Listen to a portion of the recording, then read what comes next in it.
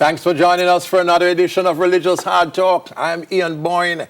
Today we explore Islam.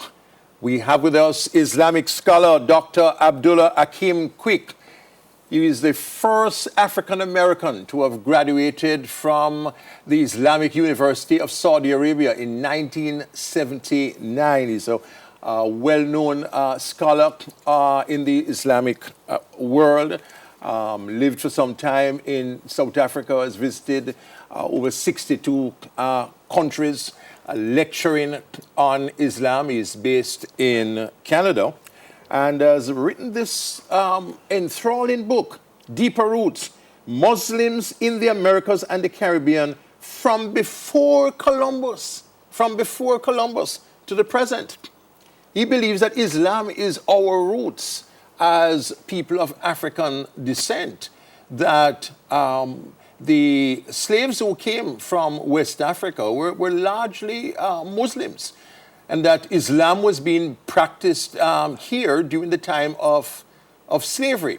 So he's going to explore some of these interesting historical issues today on Religious Hard Talk. Later we're going to have two Jamaican Muslims also speak on their faith. We thank you so much for your company. Dr. Quick, good to have you. We were supposed to have met some years ago. It didn't work out. I'm very happy that you could be with us this year and to talk to us on the show. So you have this thesis, which some of us are acquainted with through the work of Dr. Afraz, who was at the university here.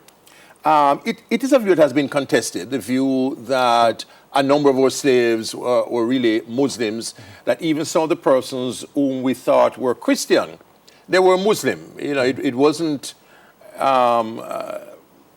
healthy to declare yourself a Muslim during the time of slavery, and right. You know, some person disguised their Islamic practice. But you think that there is solid historical evidence, not conjecture, for the view of a strong Muslim presence in the Caribbean before and during the time of slavery? Yes. First off, I want to thank you for having me on your program. And as an African American with Caribbean roots, my wife is from Jamaica, from St. Anne's. Yes. It's always a homecoming when we come back into the region again, yes. Especially from Canada, because it's freezing now and it's snowing. It's good to have you. It's a beautiful homecoming to come back. Yes. Especially, you know, to deal with the roots, you know. And 2 days ago, we were up in St. James in Maroon Town. You're in Maroon Town? And we actually visited the historians there, and we traveled around, and, you know, again, this confirms to me, you know, some of the information, you know, that I have been studying over the years. So there was a strong Muslim presence in Maroon Town in St. James? Right. You know, and you know, not only did I study in Arabia, but I have a master's and PhD from the history department of the University of Toronto. That's true. So this is mainstream history. Mainstream history, so the documentation that I'm bringing to you is not just a guess. I'm not trying to twist information. Yes. I want to bring you hard facts. I see. Okay, religious and non-religious. Yes. You know, and so it's important for us to understand how history has been twisted and changed around.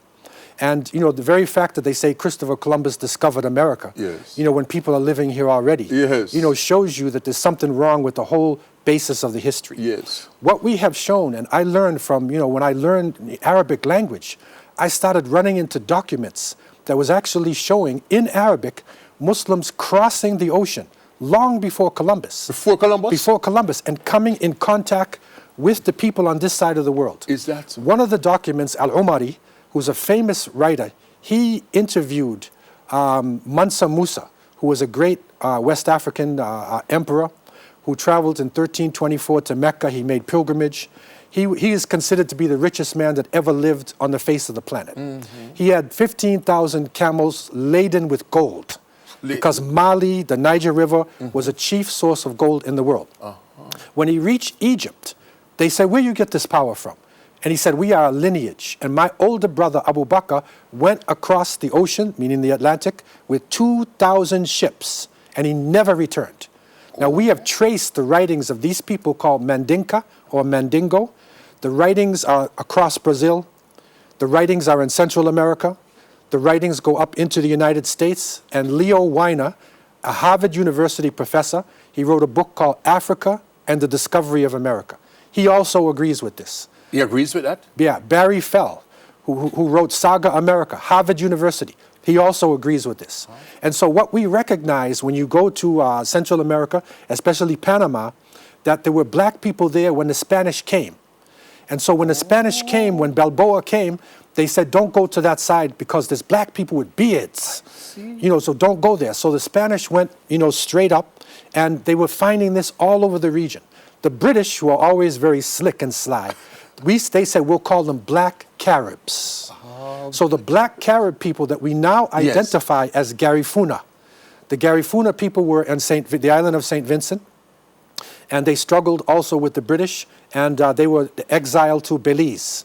So if you go to the Caribbean side of Belize, Costa Rica, all the way down to Colombia, there's black people all along that side.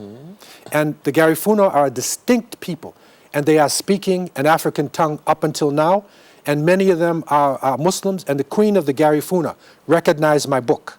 She lives in New York City now. Yes. And she recognized this work, and many of the Garifuna are returning to their roots. I'll be exploring this, later on in the week, here in the city. Yeah. Following this, the slavery period now, there's documents coming to this in Arabic language, documents showing the slaves in Brazil. There was a big slave revolt in 1835. The Portuguese gave them boats and said, go back home. So they actually went back, and I was 2 years ago in Lagos. I visited the Oba of the Yoruba, who is the highest religious authority of the Yoruba, and he's a Muslim, by the way. And he showed me, I said, what about Africans from Brazil? He said, oh yes, we have a mosque in Lagos called Brazilian Mosque. That's where your ancestors who came here to America, went to America, they returned, and we know who they are. In Suriname, they call them bush blacks. These are Maroons. They're all forms of Maroons. They liberated a territory which is independent up until now in Suriname, which is Dutch Guyana. In Trinidad, the Mandingo Free Society, it is a well-known group. Last year, we had a big celebration in Port of Spain for a person named Yunus Muhammad Bath. And he had a mosque, which we know the location of the mosque. And they freed themselves from slavery, and they actually fed Port of Spain for a period of time, from their plantations. In Haiti, the Haitian Revolution was begun on the plantations. And two of the great leaders, there were many, one was called Macandal, and the other was called Bookmen. Yes. These are what is called marabout. Yeah. A marabout is an Islamic cleric or a traveling scholar. So Bookman Bookman was Muslim. Was Muslim. Yeah, that's because marabout means morabit. That's the Arabic word. Toussaint Louverture, he organized the rebellions. Yes.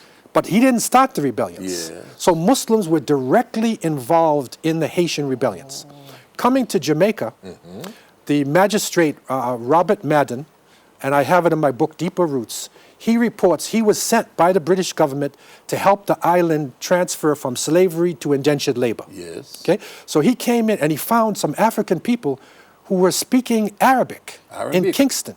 And he had served in Turkey before and in Syria. So he's acquainted with Arabic? Yeah, so he quoted some Arabic to them. And he found out they were hidden Muslims. They had Christian names. But they were communicating to each other in Arabic language to the countryside of Jamaica. And there was a document, and Dr. Afroz, she mentions this. This is a solid thing that she brings out. Yeah. This is the writing of Muhammad Kaaba.